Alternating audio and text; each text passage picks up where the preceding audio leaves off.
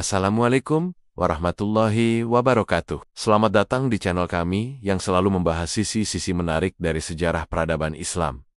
Jika kita berbicara tentang kekuatan, kita sering memikirkan pedang atau singgasana. Tapi, bagaimana jika kekuatan itu ada di ujung pena? Hari ini, kita akan membahas sosok yang menggunakan puisi sebagai senjata politik paling tajam. Al-Farasdak. Ia adalah salah satu dari 3 penyair besar di era Abd al-Malik bin Marwan yang mengubah lanskap sastra Arab. Siap untuk menyelami kisah tentang intrik, persaingan, dan keberanian? Mari kita mulai! Al-Farasdak, atau nama aslinya Hammam ibnu Ghalib, lahir di Basra, Irak, sekitar tahun 641 Masehi. Ia berasal dari Bani Tamim, salah satu kabilah Arab yang paling terkemuka. Sejak muda, bakatnya dalam merangkai kata-kata sudah terlihat. Puisi-puisinya memiliki kekuatan yang luar biasa, memadukan tradisi Arab klasik dengan gaya yang tajam dan langsung. Di masa itu, seorang penyair tidak hanya seniman, tapi juga juru bicara kabilahnya. Puisi digunakan untuk memuji kehormatan, menyindir lawan,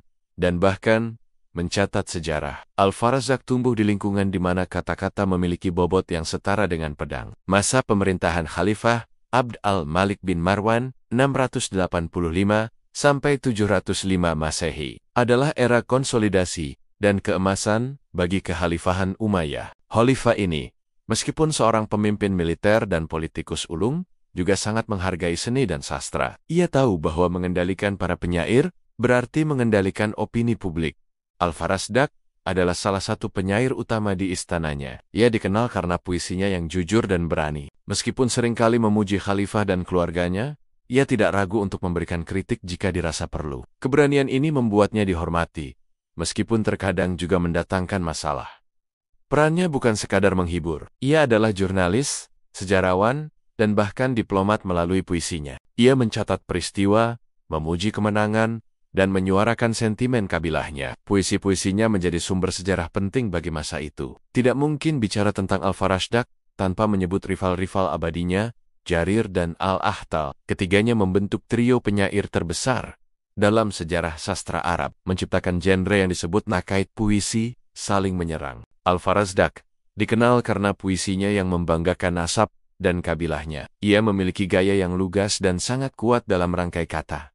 Jarir, rival terberat Al-Farasdak. Jarir dikenal karena kecerdasan dan kemampuan satiriknya yang sangat tajam. Puisi-puisinya seringkali meruntuhkan argumen Al-Farasdak dengan sindiran yang elegan. Al-Ahtal, penyair istana favorit Abd al-Malik, meskipun beragama Kristen. Ia dikenal karena puisinya yang memuji raja dan mempromosikan dinasti Umayyah. Gaya puisinya sangat megah dan indah. Persaingan sengit mereka berlangsung selama puluhan tahun, disaksikan oleh seluruh kekhalifahan. Mereka saling berbalas puisi, mencela satu sama lain, dan membandingkan kabilah masing-masing. Namun, persaingan ini justru melahirkan mahakarya sastra yang abadi. Khalifah Abd al-Malik sendiri menikmati persaingan ini, menjadikannya salah satu hiburan paling populer di zamannya.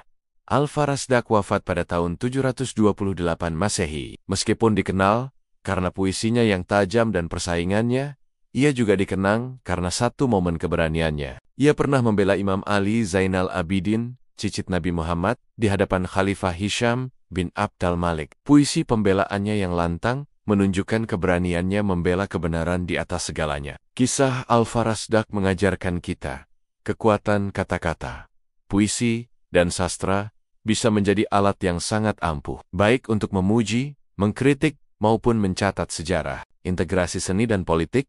Seni tidak bisa dipisahkan dari konteks sosial dan politiknya. Seniman memiliki peran penting dalam membentuk opini publik. Keberanian, Al-Farasdak berani menjadi dirinya sendiri dan menyuarakan apa yang ia yakini, meskipun harus berhadapan dengan penguasa. Semoga kisah Al-Farasdak ini menginspirasi kita untuk menghargai kekuatan kata-kata dan berani menyuarakan kebenaran. Jangan lupa like video ini, komen di bawah, dan subscribe channel kami untuk kisah sejarah Islam yang lebih mendalam. Sampai jumpa di video berikutnya. Wassalamualaikum warahmatullahi wabarakatuh.